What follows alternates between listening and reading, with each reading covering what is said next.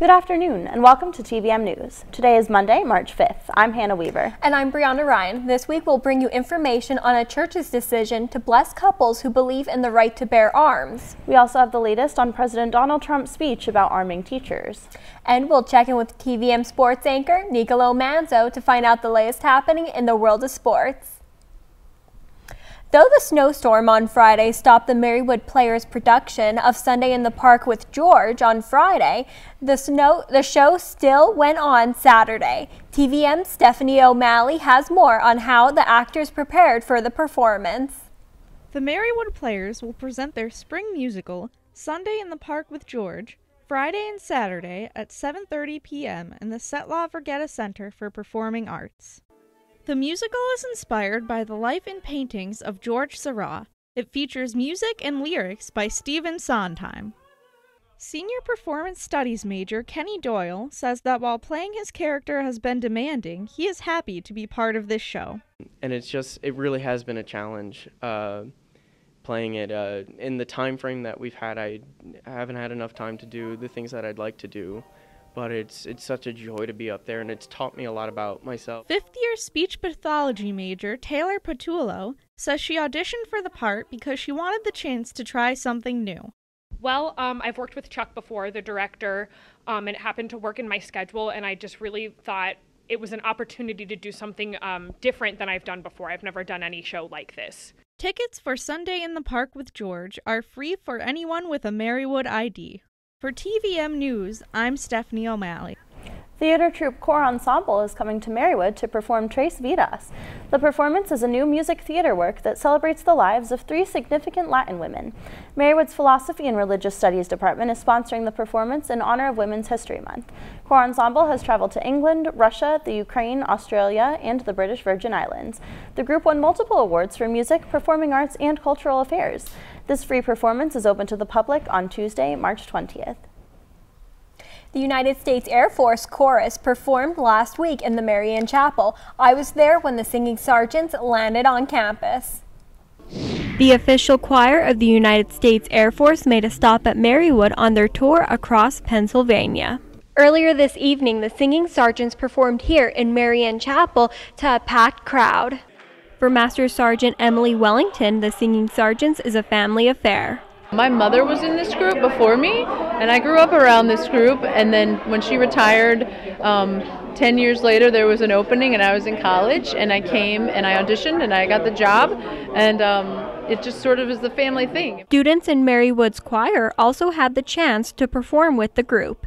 Sophomore music therapy major Spencer Cole explained the preparations that went into the performance. It's because we knew that we were singing with such a prestigious band. Everyone put in 110% outside the practice room, just practiced for hours in front of a piano, making sure that you could do the best that you could do so that you didn't disappoint yourself in the group in front of such an amazing group of singers. Music Department co-chair Dr. Rick Hoffenberg was asked to conduct the joint groups in the performance. So they offered, I said I would be happy to play piano if they wanted me to, but they asked if I would conduct, and of course I was happy to do that. And it's exciting for our students to be able to integrate with them, hear these voices all around them, and perform as part of their group. So I'm glad that they invited us to do that. It was exciting for us. For TVM News, I'm Brianna Ryan. Marywood students raised $100 for service trips at last week's Africa Alive benefit. TVM's Katie Hajewski was there. I'm here outside Nazareth Student Center where students are hosting Africa Alive. The event was held Monday, February 26 to benefit the 2018 service trip to Kenya. The night began with descriptions of artifacts courtesy of Marywood's African sisters and later featured a performance by African storyteller Alice Kabwe. The king and his people start, before they judge, start first. Listen, then they judge. Thank you. Service trip coordinator Sister Margaret Gannon explains the need for hosting the fundraiser. And so it's expensive to take students to Africa, and so we try to raise some money. Reggae hip-hop group Elephants Dancing and student-run a cappella group The Nomadic Chromatics also sang to show support.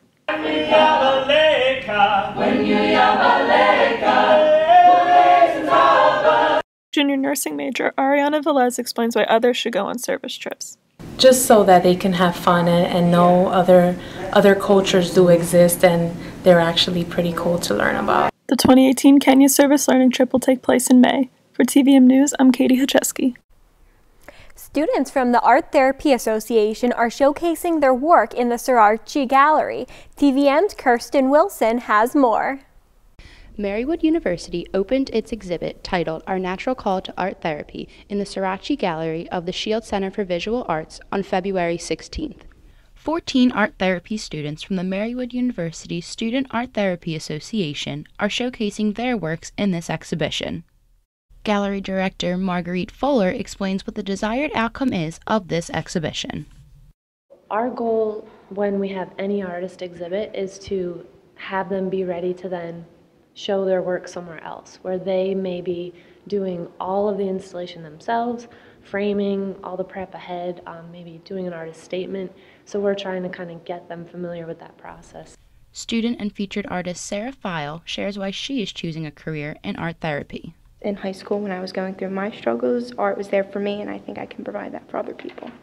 The pieces will be on display until March 21st. From TVM News, I'm Kirsten Wilson. March is Creativity Month at Marywood. To mark the celebration, Marywood's literature and art journal, The Bay Leaf, created an event called the Bay Leaf Open. Local high school students and current Marywood students can submit themed art and writing, which will be displayed in the Learning Commons. Selected literary work will be read at a free public event on Sunday, March 25th. Cash prizes will be awarded for chosen works. Marywood's website has information on how to participate. Marywood's Peers on Wellness group is helping others to love the skin they're in with Perfectly Imperfect Week. Mirrorless Monday kicked off the week with covered mirrors inside campus buildings. Tuesday was Power Zumba. Wellness Wednesday told students about healthy eating, and the week of body positive events ended Thursday with an Everybody Empowered panel discussion. Other campus groups like the Student Art Therapy Association, the Student Academy of Nutrition and Dietetics joined Peers on Wellness last week to raise awareness of eating disorders. Stay tuned to hear about a church's decision to bless couples who believe in the right to bear arms. TVM News is sponsored in part by Bella Spazio Salon and Day Spa located in Scott Township. Bella Spazio offers a variety of salon and beauty services. Check out Bella Spazio Salon and Day Spa on Facebook or go to bellaspaziospa.com. What this place needs is better graduation rates. What this place needs is less childhood obesity. What this place needs is free help with taxes. What this place needs is healthy breakfasts. What this place needs is fitness programs for kids. What this place needs is early readers. What this place needs is mentors for teens. What this place needs is people to join us. What this place needs is you. To donate or volunteer, go to unitedway.org. You know what, guys? There's a lot of tree branches and dry brush over here. We should probably move the bonfire over there.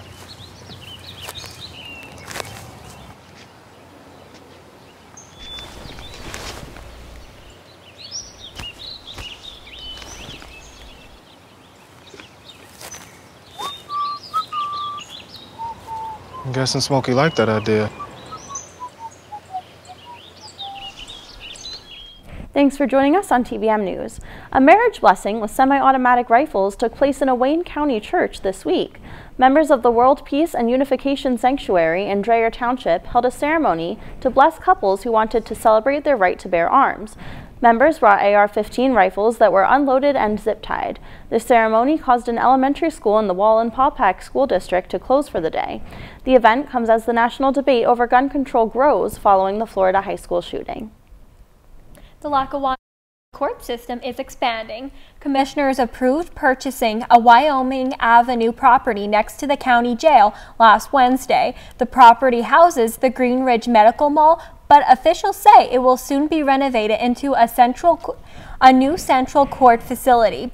The building sold for $875,000, but renovations will cost taxpayers at least another $2 million. The county anticipates the new central court will be ready next year. The Pennsylvania Turnpike Commission is cooperating with the National Transportation Safety Board investigation after a fatal accident last week in the Lehigh Tunnel. A metal pole fell from the tunnel and crushed a driver's windshield. 70-year-old Howard Sexton was pronounced dead at the scene. The investigation is focused on the electrical conduits in the tunnel ceiling. The NTSB will release a preliminary report in 2 to 4 weeks, but a final report could take up to 1 year. A lawsuit alleging sexual abuse at the Scranton School for Deaf and Hard of Hearing Children has been settled. The lawsuit claims a young girl was sexually abused by an older student.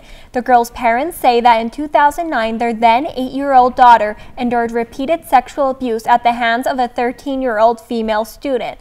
The abuse allegedly took place over the course of 6 months while the young girl was a residential student at the school. The parents filed the lawsuit in 2011, arguing the school officials tried to cover up the abuse. Settlement terms were not disclosed. Members of the Scranton community are talking about addiction. The nonprofit Forever Sammy Foundation hosted an addiction forum with guest speakers and treatment providers last week at the Icebox Sports Complex. The foundation is named after Sammy Henahan, who died of a heroin overdose in 2016. The forum invited family members of people struggling with addiction to support one another and ask the panelists questions. Lackawanna County District Attorney Mark Powell spoke on the panel about the opioid epidemic for the first time since taking office. Powell spoke about Scranton Police's pre-arrest treatment program and plans to develop community outreach programs. The Lackawanna County 911 Center is seeing some changes with their dispatch systems that will make it easier to access important information during calls. The center recently installed a new computer software that uses GPS technology to allow dispatchers to see police and EMS units in the field. The system was funded by grants and cost $760,000. 15 police departments in the county will use this technology. West Abington Township Supervisor David Button is going to jail for exposing himself to 3 young girls in his own home. Button was sentenced to between 30 days and 2 years in the Lackawanna County Prison on grounds of abusing a position of power. He pleaded guilty in November to 2 counts of lewdness. Button's wife was the victim's therapeutic support staff worker at the time of the incident. Button was taken into custody immediately after the hearing. The Pennsylvania congressional map is being redrawn after complaints of overly partisan gerrymandering. The state's highest court released its version of the map after ruling last month the current district alignment violates the state's constitution. Governor Tom Wolf rejected a map proposed by the legislature last week. Republicans are now filing a federal lawsuit claiming the Constitution allows only lawmakers to draw districts. This comes just months before the scheduled Pennsylvania primary on May 15th. Jeopardy host Alex Trebek will moderate a 45-minute gubernatorial debate as part of the Pennsylvania Chamber of Business and Industry's annual dinner. Trebek previously said he would have loved to ask questions at the 2012 presidential debate between Barack Obama and Mitt Romney.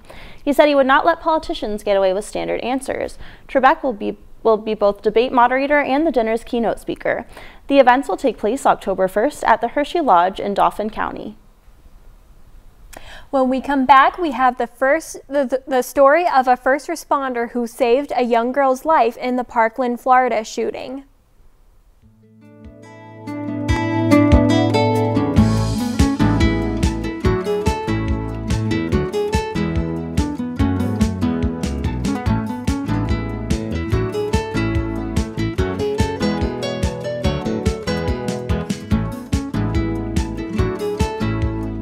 TVM-News is sponsored in part by Bella Spazio Salon and Day Spa located in Scott Township. Bella Spazio offers a variety of salon and beauty services. Check out Bella Spazio Salon and Day Spa on Facebook or go to bellaspaziospa.com. I dare you. I dare you to change the world. Yeah, you. Getting that college education. I dare you to be somebody important. Like be a teacher or a reality TV star. I dare you to stand up here. To call the shots. To be a role model. An inspiration. An innovator. To be a teacher. Think you can change my life? Make me excited about science like you? Have a career that really means something? Then do it. I dare you. To Maddie. Congrats on paying off all those student loans. Finally, right? How'd you manage that anyway? I started tracking my spending, changed a couple of habits. Wow, I'm kind of living paycheck to paycheck right now. I don't even know how I'm doing it. Well, have you tried saving a little? I want to, but where's that money gonna come from? Bill collectors, they're the worst. Am I right? When it comes to financial stability, don't get left behind. Not home. Get tools and tips for saving at feedthepig.org. Thank you for watching TVM News. We have more updates on the shooting at Marjorie Douglas Stoneman High School in Parkland, Florida. The only armed sheriff during the shooting is speaking out about his decision to not enter the building to confront the gunman. In a statement through his lawyer, Scott Peterson said that he thought the gunfire came from outside and acted accordingly. Peterson spoke at a 2015 school board meeting about his position. But I'm Scott Peterson. I've been a police officer for 30 years. I've been a school resource officer for 25 years. President Trump talked about Peterson's decision to stay outside the school. Frankly, you had a gun, and he was outside as a guard, and he decided not to go in. That was not his finest moment, that I can tell you. He waited, and he didn't want to go into the school. I just heard this, and it's a terrible situation. Peterson chose to retire following the incident.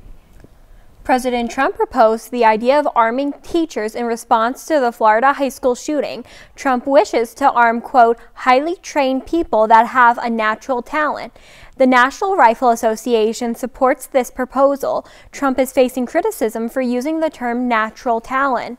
Since the shooting, he has been an advocate for some changes to gun control, such as banning bump stocks and increasing the age requirement for purchasing a rifle. Florida Governor Rick Scott said he does not feel that teachers should be armed. Today, I'm calling for a mandatory law enforcement officer in every public school. These law enforcement officers must either be sworn sheriff's deputies or police officers and be present during all hours students are on campus. I disagree with arming the teachers. My focus is on bringing in law enforcement. TVM's Manfred Duran spoke with members of the Marywood community to hear their perspective on this issue. I think it's ridiculous. I think, first of all, it's totally outside their job description. I think it'll be like the Wild West. I think we're going back to a kind of barbarism. In Australia, they just changed the gun laws. They didn't sell guns anymore, and the shootings in the schools completely stopped. They did this in the 1990s.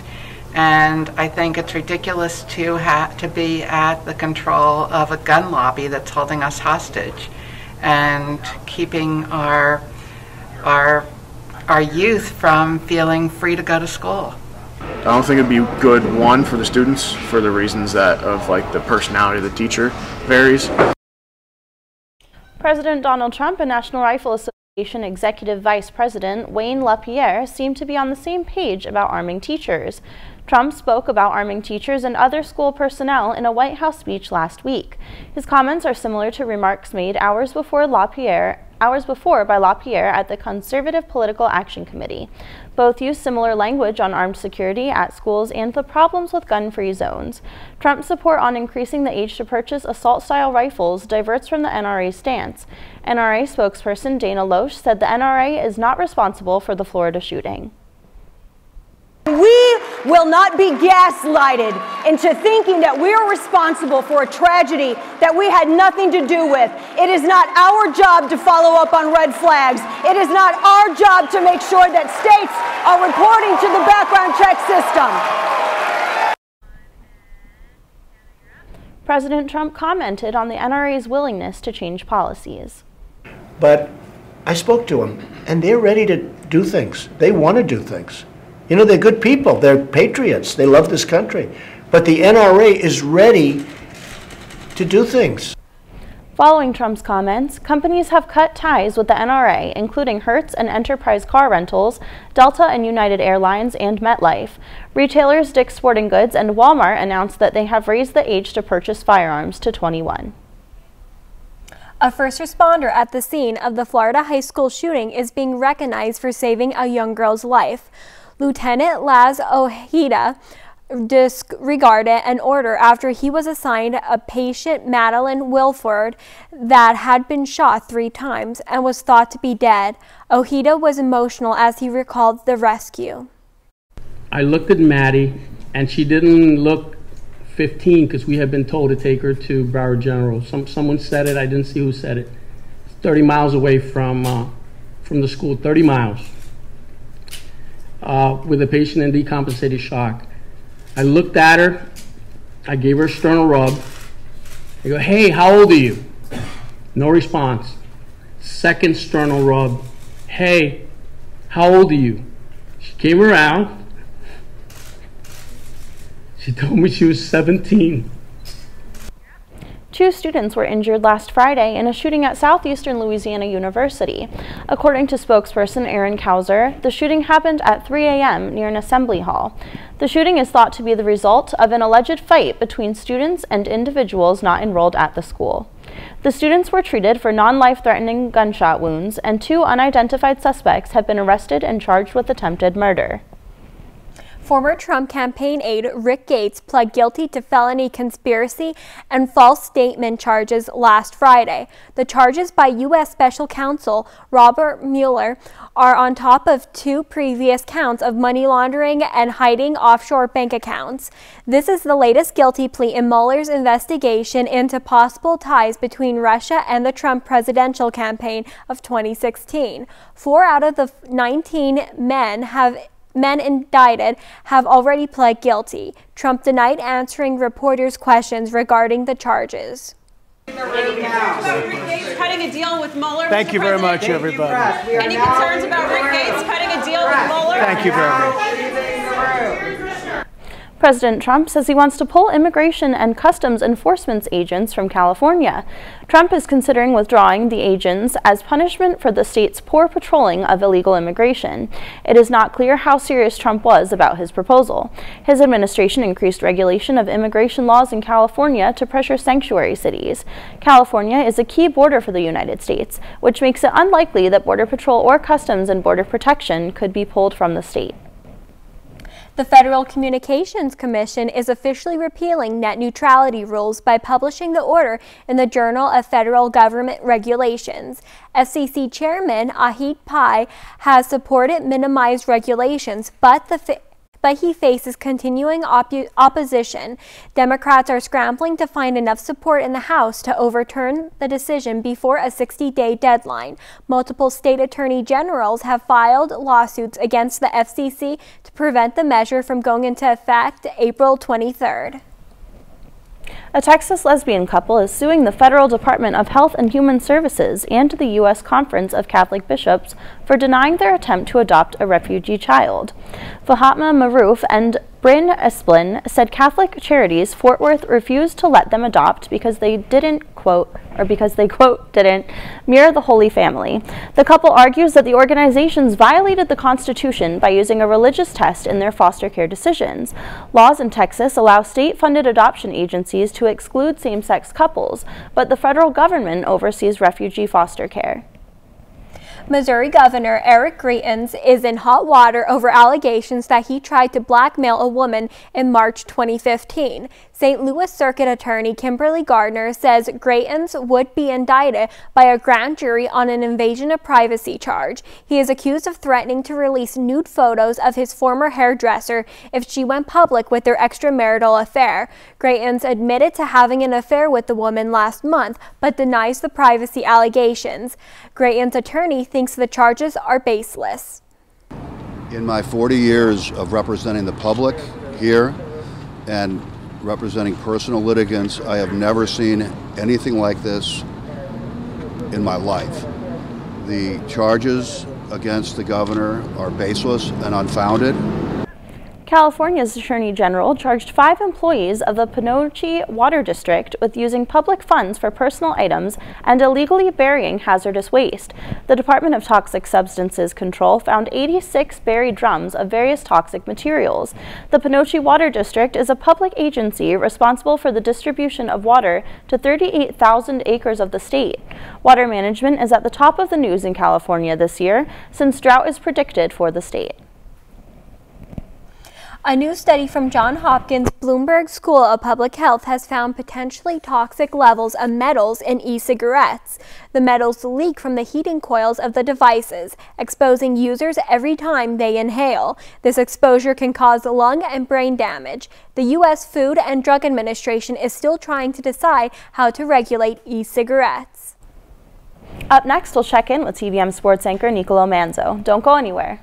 TVM News is sponsored in part by Bella Spazio Salon and Day Spa located in Scott Township. Bella Spazio offers a variety of salon and beauty services. Check out Bella Spazio Salon and Day Spa on Facebook or go to bellaspazio.com.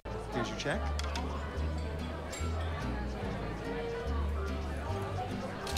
Oh, you got it. You know, since I got rid of my car, I really enjoy walking. Okay. God, no. Getting pulled over for buzz driving could cost you around $10,000 in fines, legal fees, and increased insurance rates. Oh, you're home early. You live with your mom? That'll set your game back a few years. Buzzed, busted, and broke. Because buzz driving is drunk driving. Oh! Checking your fantasy league? Nah, just my 401k statement. Nice. Where'd you find the money for that? I've just been saving a little every month. I can't seem to save anything. Well, what about all this? What about the money you're spending? What money? It's gone before I can get my hands on it. I got a pizza for a Todd. Hey, can somebody spot me? When it comes to financial stability, don't get left behind. It's 547. Get tools and tips for saving at feedthepig.org.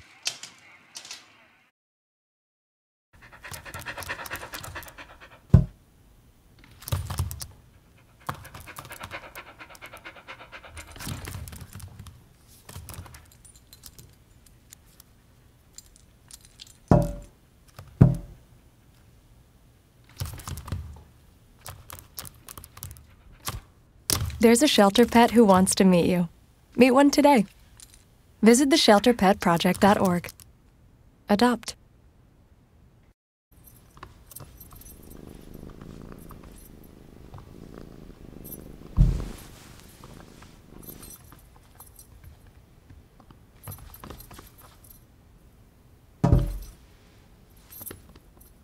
There's a shelter pet who wants to meet you.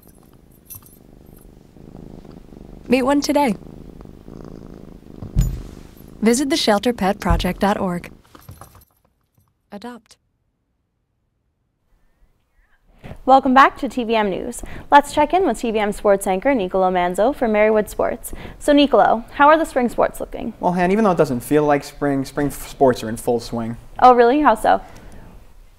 The men's lacrosse team is looking at a 2-2 opening week. The men lost 16-5 to the University of Scranton before rebounding with wins against Wilkes and Mount St. Mary. In the Wilkes game, seniors Matt Casto and Rob Mayany each tallied 4 points, with Casto recording a hat trick in the 12-7 victory. Against Mount St. Mary, the Pacers rallied from 5 goals down to grab a dramatic 12-11 victory. Mayany and Casto again led the Pacers, with Mayany scoring 4 goals and Casto logging another hat trick. The Pacers then fell to King's College 9-2, with the Monarchs scoring 8 consecutive goals. Mayany and Austin Mailer had the only goals of the game for the Pacers.